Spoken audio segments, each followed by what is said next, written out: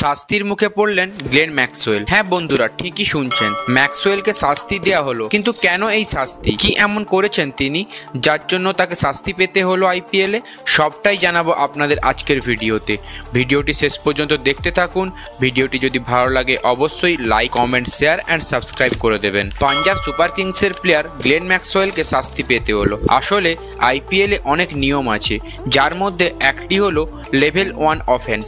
এই level 1 অফেন্সই break করেছেন Glenn Maxwell, যার জন্য তাকে শাস্তির মুখে পড়তে হয়েছে। কি এই লেভেল 1 অফেন্স? আইপিএল এর নিয়মে বলা আছে, যদি কোনো প্লেয়ার ক্রিকেট সরঞ্জাম, জামা কাপড়, মাঠের কোনো সরঞ্জাম, উইকেটে ইচ্ছাকৃত লাথি বা বিজ্ঞাপনের বোর্ডের কোনো ক্ষতি বা বাউন্ডারি ফেন্সের কোনো ক্ষতি করে, এগুলি লেভেল 1 অফেন্সের মধ্যে পড়ে। এই কাজ করার জন্য ম্যাচ রেফারি যে শাস্তি বা যে সিদ্ধান্ত নেবেন সেটাই প্লেয়ারকে মেনে নিতে হবে, আর রেফারির কথাই শেষ কথা। আসলে চেন্নাই পাঞ্জাব ম্যাচে ম্যাক্সওয়েল আউট হওয়ার পর নিজের মেজাজ হারান, আর নিজের মেজাজ হারানোর ফলে নিজের ব্যাটকে মাটিতে আছড়ে ফেলে, যার কারণে মাঠে থাকা বিজ্ঞাপন বোর্ডের ক্ষতি হয়। আর তখনই লেভেল 1 অফেন্সের আওতায় আসেন গ্লেন ম্যাক্সওয়েল। তার ফলে ম্যাচ রেফারি বলেন ম্যাক্সওয়েলের 25% ম্যাচ ফিস কেটে নেওয়া হবে। এই শাস্তি গ্লেন ম্যাক্সওয়েলকে দেওয়া হয়েছে।